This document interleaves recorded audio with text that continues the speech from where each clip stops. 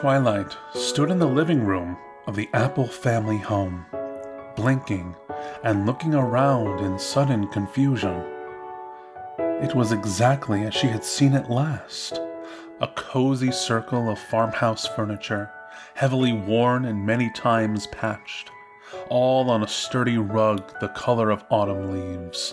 Shelves and tables cluttered along walls, papered in warm tones, and plain yet homey patterns. Paintings and photos representing 4 generations' tastes and sensibilities hung on nearly every surface, and all of it bound together by the solid ribs of the house. The wooden posts, beams, and floors all stained a rich cherry that shone almost crimson in the gentle light. In the corner, Winona lay curled in a soft straw bed, gnawing on a long, thin bone in between soft, curiously plaintive whines. The room was also overwhelming in its clarity and detail, and it took Twilight a moment to realize she wasn't having any trouble focusing on any of it. Gone was the bleary, washed-out impression she'd had from the outside world, though in contrast, this was nearly as bewildering. There wasn't an inch of the room that wasn't in perfect focus at all times, and she could perceive details ranging from the minute grains worn into individual boards to the spacing between threads on quilts and cushions.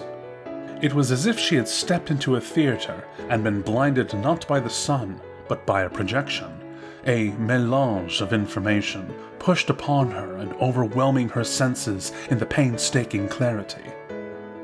It was so much to take in that she didn't notice the humming voice right away. As soon as she did, though, she wondered how she could have missed it. It was unmistakably Applejack's voice, and she sounded, to Twilight's surprise, both happy and content. Applejack? No one answered, nor was there any change or pause in the wordless tune issuing from the kitchen. Twilight stepped forward and was momentarily surprised that she could walk so easily. She had, for some reason, expected to be limping, or to have trouble keeping her hooves in line or some such. Why had she expected that? Oh well, it didn't seem important. She followed the sound of her friend's voice, the walls and floors of the house sliding past her as if on rails.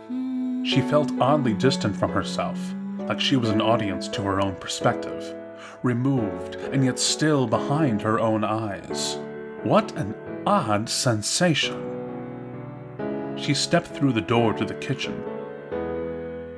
There was Applejack, standing at the stove with her back to Twilight, humming that strange, tuneless yet pleasing melody while she worked on something on the cooktop with her forehooves. In between them was the kitchen table and oh, Celestia, what a table! Twilight's eyes went wide at the sight of it.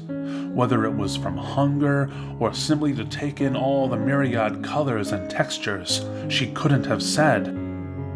There were fritters and pies, a pumpkin stuffed to overflowing with bouquets of orange and gold mums and sunflowers, an entire ring of vibrant winter squash varieties sliced and presented, baskets of rolls swollen to bursting beneath crowns of butter, dishes of lettuce and kale tossed in glistening dressing with bright points of radishes, and mounds of glowing golden corn, grilled and dripping with butter, paprika, cayenne, and black pepper that Twilight could smell even from where she stood.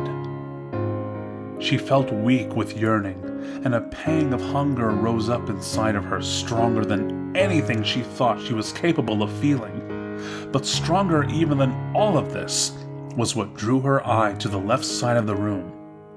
The water pump over the sink, and the clear, silver drops of water that were even then falling lazily from its spout. Twilight! Applejack exclaimed, her hat cocking ever so slightly as she heard Twilight approach. I thought I heard you. Thanks, Celestia, you're back safe and sound. I hope you got your appetite. We fixed you something real nice as our way of saying thank you. Applejack waved a hoof, gesturing to the room as she worked a spoon through the dish on the stove. Y'all go ahead and get started now. Whatever suits your fancy, it's yours. Anything for such a good pony. Twilight didn't hesitate a moment longer. With a single flap of her wings, she was at the sink, glass in hoof, straining against the pump with all her might.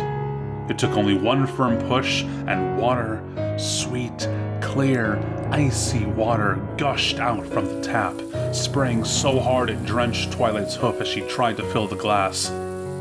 She threw the cup back and drained it in one long pull, barely breathing as she stuck it back for another fill. It was a little strange for water, possessing a surprising substance and weight.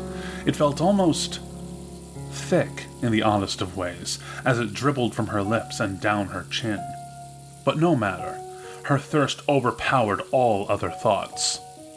She downed another glass, and then a third before she finally set the glass aside and stuck her head under the pump, all but wrapping her lips around the spout as she strained for more. The pump seemed to be running dry, and the pipe shook and heaved as she forced more water through it. The liquid gurgled and spluttered, coming slower and slower until Twilight was practically sucking it out of the nozzle. She fell back, panting for breath. Oh, that is good. When had simple water tasted so good, so rich? She glanced over to Applejack, suddenly sheepish for the lack of manner she had displayed. But Applejack was gone, apparently having left while Twilight had been drinking. Perhaps she had gone to the cellar or the pantry to fetch something, and what remained was the food. Twilight paused for the briefest moment, thinking that surely she ought to wait for Applejack or the others. It would be rude beyond imagining to start digging into such a wondrous feast without even waiting for those that had prepared it. And there was something else, something nagging at the edge of her attention, insisting she wait, insisting she leave even, that she shouldn't touch the food for some reason. But Applejack had invited her, and the smell was positively overpowering, a medley of smoky spices and salt and sugar, and something else, something she couldn't quite put her hoof on beneath it all, that made her think of the texture of hair and skin beneath teeth. She recoiled again, feeling more uncertain than ever. But why would that be? This was Applejack's home, the ponies who had first given her food as a guest the very day she arrived in Ponyville. Nothing they served would ever be anything but the absolute finest, if a bit simplistic for some ponies' tastes, maybe. Ponyville. The name jarred something in her mind. Where was Ponyville? Outside, silly. Down the path. Twilight frowned, her ear twitching. Had that been her own thought? It sounded like her voice, although... What am I waiting for? She asked herself. She was asking herself, she was sure of it. All this food is being given to me. It would be rude not to take it. It's all part of the cycle, after all. A pony needs to eat. The light from the lamps on the table flickered, dancing over the glossy, oily surfaces of the feast before her. Twilight moaned involuntarily. It's time to feed, Twilight. Without another thought, she dove forward, practically falling onto one of the floor cushions surrounding the table. With manners that would have given Rarity an aneurysm were she not at the picnic table outside, Twilight scattered the silverware to the floor as she seized the nearest plate and sank her teeth into a massive buttered roll. Her teeth broke the tender, thin skin, pulling out rich fibers of warm, steamy crumb with audible tearing. Grapes burst, tender flower petals were minced, as she set to work on a butternut squash with a vengeance. Her mind was blank, racked with the sensations of taste and texture flooding her mouth, drowning out the odd little notes that appeared in the food. Here, the squash had something oddly crunchy, a stray seed, no doubt, and there, the skin of a potato was oddly tough, and the dust that still coated it felt strangely long and tickly, forcing her to rend and rip it almost violently with her teeth. Twilight tore through the table until she was full to bursting, pulling plates towards herself as if her legs were scoops. She groaned, wondering if this was how Spike always felt, if he actually was this hungry all the time as he claimed, and if she was maybe too harsh on him for his lack of manners. She was certain she would appall even the apples if they came in and saw her going at it like this, and she was grateful she had been left alone for so long. And she had been left alone for quite some time, she realized. The sun had disappeared outside, and the light came only from the oil lamps on the table. The rest of the kitchen was draped in shadows, and she imagined that soon it would be time for bed. She couldn't remember the last time she had eaten so much. Why am I so hungry anyway? She wondered. It's hard work. Applejack's voice said from somewhere behind her. Tending the field.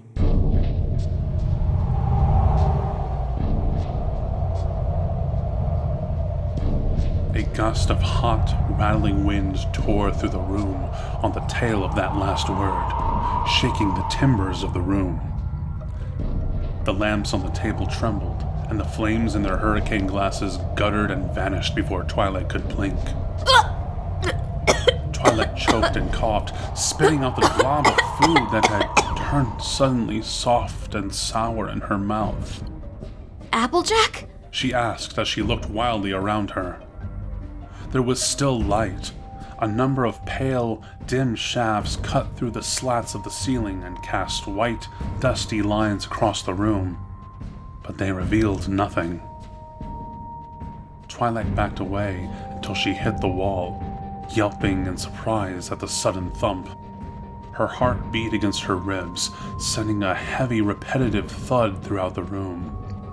When no answer came, and nothing moved around her, she took a long, slow breath, concentrated, and launched a single mote of purple light from her horn.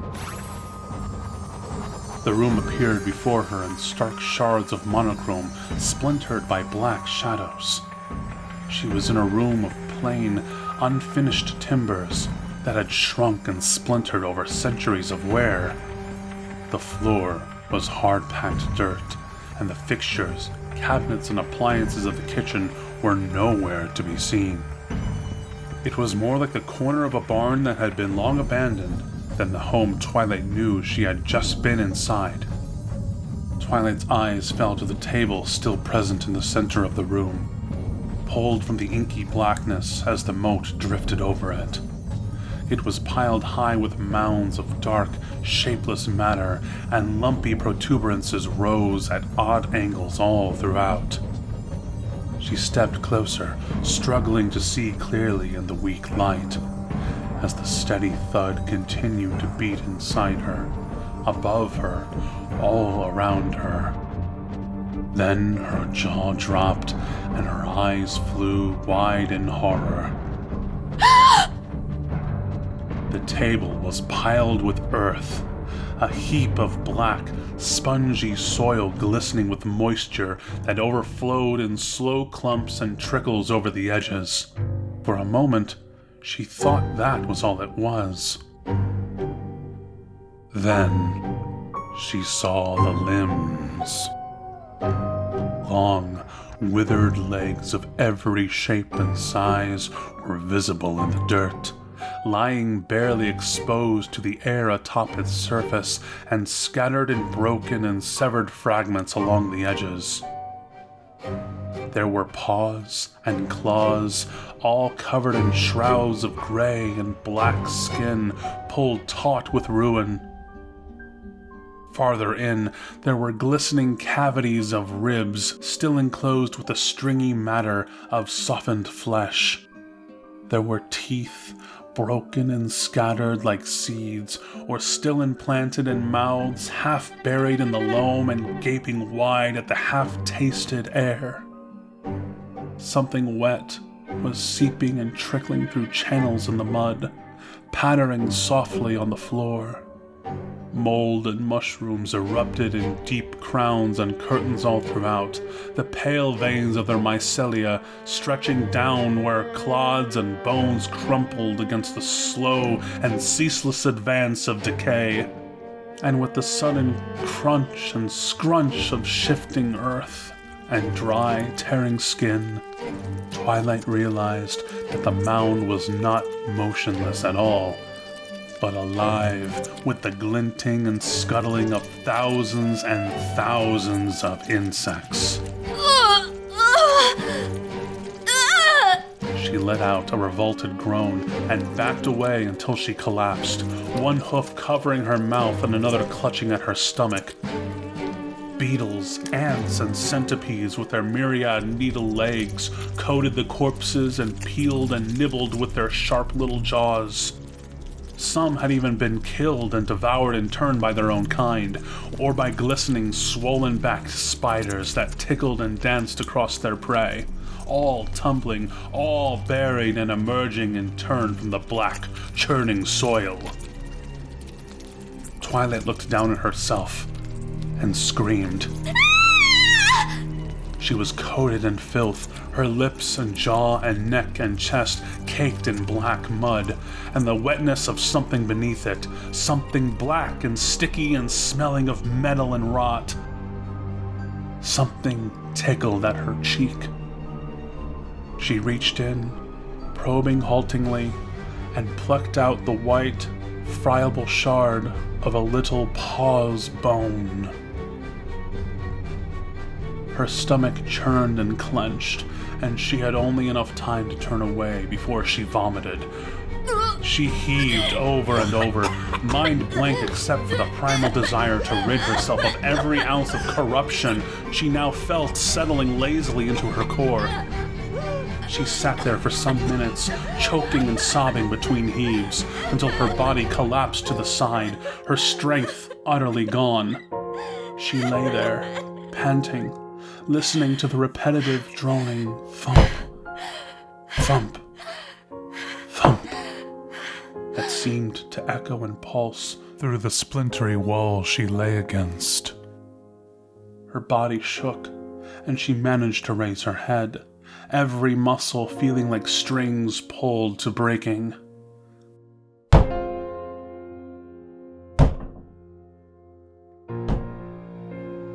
Her thoughts were bleary again, all nourishment expelled along with the sickness and decay. What she wanted was nothing more than to curl up and fall into oblivion, to stop thinking and feeling and, above all, not to ruminate on what had just happened.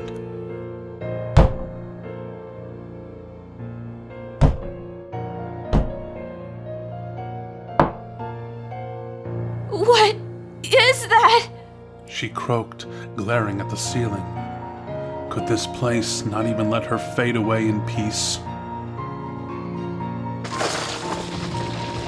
With an explosive shattering of timbers, the ceiling in the corner caved inwards. Twilight's eyes snapped to look at the purple light, watching as the slats sagged at a lopsided angle. With a deep, long rush, almost like a sigh, a river of dirt flowed in from the hole and began piling in the corner of the room.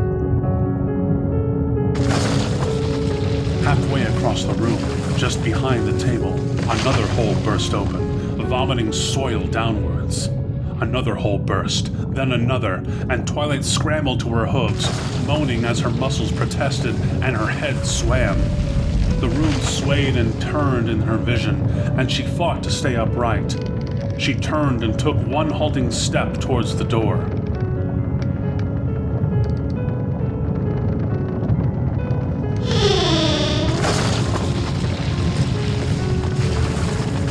A hole opened up in the ceiling directly above her head. A thin fissure that slid its way right between two slats, like a wound swelling and peeling open. Twilight had only an instant to see the dirt tumbling down on top of her, mouth open in a strangled cry, before it slammed into her and shoved her down to the floor. Twilight's limbs tried to flail, and it was like swimming in syrup, pushing the clods and piles away with every motion. The weight grew and grew on her back, and it was all she could do to drag herself along the floor, emerging from the fresh heap like a worm and gasping for air. The mote of light flickered, swaying and darting erratically in the air as her ability to maintain even this most simple of magics wavered. Another stream burst open above Twilight, sending the crushing weight sliding down on top of her exposed face. She swatted and dug with a foreleg, shoulders screaming in pain as she dug herself free, pulling and grasping at the swelling mounds with weak hooves as she fought to pull herself on top of them.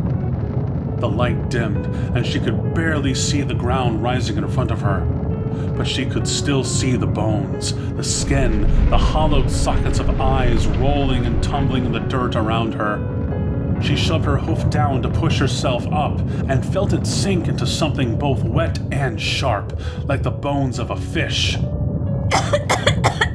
She coughed, spewing out dirt, and lunged towards the door, trying to gain momentum to slide down the earth and towards freedom. Another stream burst open immediately above the door, blocking the dim view of the passage beyond in a cascade of black clods and white bone. Twilight floundered, feeling her back begin to sag deeper beneath the mound piling on top of it. Her light sputtered, on the brink of sparking out altogether. In one final, desperate heave, Twilight forced her head upwards, clenched her eyes, and poured her magic into the room. Lightning sparkled and crackled, searing her in its hot claws as it snaked across her skin, but the spell wouldn't take hold of her. A resounding pop filled the room, and starbursts flashed around her, but nothing happened. Again, she poured out her power, and again the teleportation spell cut apart the space surrounding her, but vanished to leave her in exactly the same place. Why isn't it working? Twilight swam against the earth, climbing and climbing and climbing, but getting nowhere. Darkness closed in, and her view of the door vanished as her light disappeared into the dirt. For a moment, there was only the rumble and groan of settling earth, and the roar of more crashing down from above.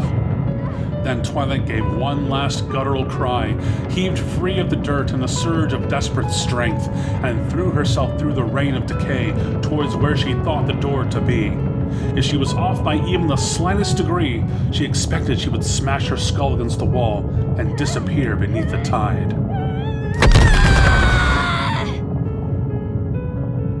But the wall didn't come. She tripped and rolled into a slope of soft earth higher than any hill in Ponyville had ever felt, and came to a bone-battering halt as her body tumbled onto the bare floor. The sound of rumbling dirt grew muffled and subdued as the door filled up behind her, then settled into silence. Twilight lay panting on the floor, chest heaving.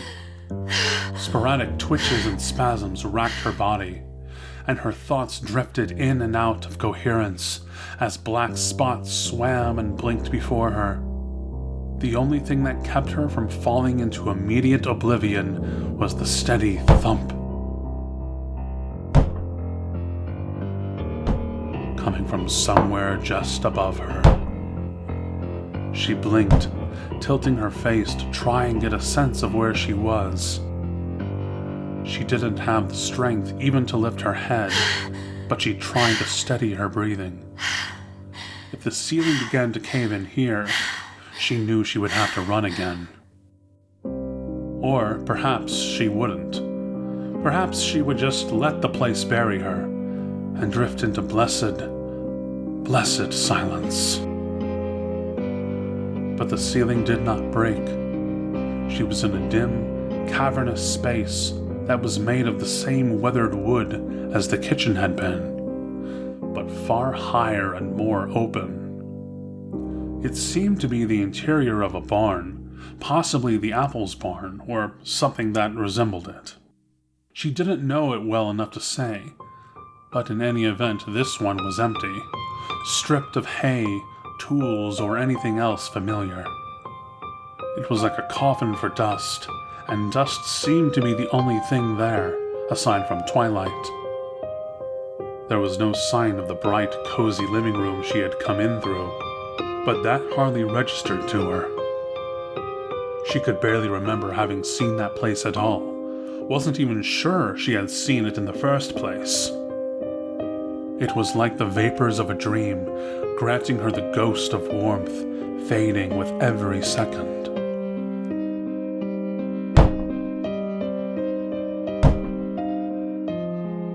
Twilight turned her head sluggishly. She could see, by the light of the pale beams coming in through chinks in the walls, that there was a narrow stairway leading upwards. Bare boards on a rickety frame nailed to the wall. It didn't even have a guardrail. It ran to what she guessed was the hayloft, where the rhythmic sound seemed to be coming from. Twilight whimpered, gathering her legs under herself and pushing her body slowly up. Her bandage was gone, ripped away in her struggle to escape the kitchen. Her shoulder wept gently, sending thick and slow rivulets to cut crooked paths down the mud caking her coat. But no sooner had she managed to stand than she froze as something answered her pained moan. She turned to the shadowy corner, to the place where Winona had been, and which she thought lay empty in the darkness. Now, though, she saw it was not truly empty. There was a hunched shape, a vague, quivering mass that she would have mistaken for just another blot in the darkness. A trick of her eyes, had it not begun whispering. Hoof's path home. Hoof's path home. Hoof's path home. She waited with her breath trapped in her chest for it to make some movements towards her. Was it the scarecrow, the thing that had hunted and lured her here? It certainly seemed broken and twisted enough, but somehow she got the sense that this couldn't be one of the monstrous figures. There was no aura of malice emanating from it, no halting steps as it began to force its way towards her. She almost turned and left it anyway. There was nothing here that could be of benefit to her, nothing whatsoever anymore that she could gain from searching or seeking. There was nothing in this place but death and ruin now, she was certain. She would have turned and gone upstairs, if not for the quiet, miserable sob. Gritting her teeth, she held her breath and stepped hesitantly towards the thing, halting every few steps to try and determine what kind of threat it might be, all the while accompanied by that distant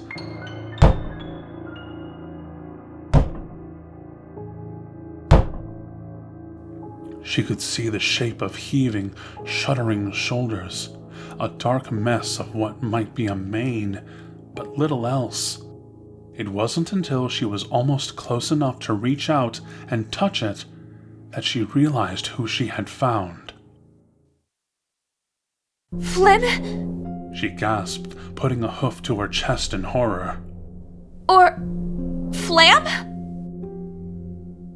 The unicorn was the palest shadow of a pony that she had ever seen. She wasn't even sure he was alive at first, as his skin hung in thin, limp shrouds over his skeleton.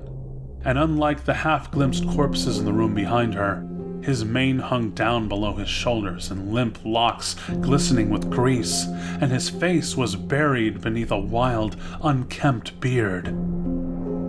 But worst of all were his eyes. He never looked at Twilight. He didn't even seem to be aware that she was standing there. He stared, unblinkingly off into some great distance, looking up as if at an unseen sky, and his pupils were so small his eyes appeared almost white and blind at first. He sat on the floor, clutching his hooves around his chest as he rocked and whispered feverishly to himself. Hoofs on the path. Follow it home. Hoofs on the path. Follow it home. Hoofs on the path. Follow it home. Flam? Or Flam? Can you hear me? Twilight asked tremulously. She reached out a hoof, but thought better of it and withdrew it once more. What happened to you? Hoofs on the path. He made no answer, muttering and shuddering. Follow it home. Flam, Hoofs on She said again, tapping her hoof sharply against the wall. Follow it. Flam! What happened? Where's your brother? Hoofs on the. His voice cut off mid-word, and he froze in place. Twilight half expected him to just keel over on the spot, but he sat perfectly still, as though listening for something. Flam? He's in the field. Him and not him. Because he stopped. He stopped talking to me. Oh, brother of mine, but he won't stop. No, he won't stop, don't you see? He won't stop following me. Him, but not him. Out there, in the field. The ones in the field. What do you mean? Asked Twilight, taking a step closer. Is your brother one of them? A scarecrow out in the field? He made no response. He turned his face in a slow arc from left to right, as though watching something cross the room. Then, We shouldn't have done it, brother. We shouldn't have fed them. We shouldn't have let them learn our taste. No way out, brother. Can't find a way out. Oh, Flam. I'm sorry. I'm so sorry. It wasn't your fault. Twilight offered, lifting her hoof towards him once more. There wasn't anything you could have done. This place, She gasped and shrank back, snatching her hoof back and clutching it to her chest. Flam's skin had startled her with its heat, seeming as hot as a stovetop in the cold, dank air of the barn. It was as if he had been sitting in the hottest desert sun until that very moment, and she thought she could smell the sharp, acrid scent of burning hair. What is... She stepped carefully around Flam, trying to get a clearer view of his face.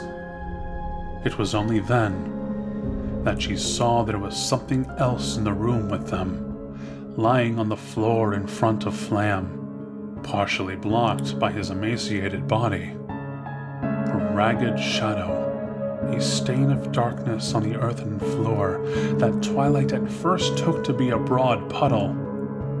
But as she gained a clearer view, and the dim light from outside brought it into greater clarity, she saw it was no stain, but a misshapen lump, a mess of scraps and stringed bits dangling from sharp, jutting bones. She could see the wet glimmer of viscera still lying at its core, and the whites of its milky, softening eyes as they stared up at her from beneath a tattered straw hat and long, spiraling horn. I'm so sorry, brother. I'm so sorry. Twilight's body heaved, but she had nothing more to bring up. She pushed herself away from Flam, and he didn't notice her go. He reached down and dug a skeletal hoof through the piled mess, prodding something wet and soft free with a feeble tug. Twilight turned and staggered away, but the whisper mutter of his words followed her towards the stairs. Hooves on the path. Follow it home. Hooves on the path. Follow it home. She reached the steps just as the sound of a wet, gurgling bite reached her ears, like the crushing of a soft, rotten fruit, as she fell against the wall with a nauseated grunt. Up above, the steady thumping continued, laugh louder now, she thought. She glanced blearily around the barn once more, searching for any other alternative she could take. There was no door she could see, aside from the one now filled with dirt. There were no windows or hatches. No way out. The path led only upward now. Twilight swallowed, forcing herself to take a long, shuddering breath, then turned back towards Flam. Whatever had happened to him, whatever state he was in, she couldn't just leave him, a fellow pony, to languish there alone. She looked up, bracing herself to approach the foul corner once more. But Flam was gone. The corner was empty, and where the dark shadow had been in front of Flam, she could see clearly that only a clean, dim spread of dirt remained. Twilight stared at the patch for a few moments, scowling at it with what little vague anger she had the strength to hold on to. Then, haltingly, she turned and began to climb.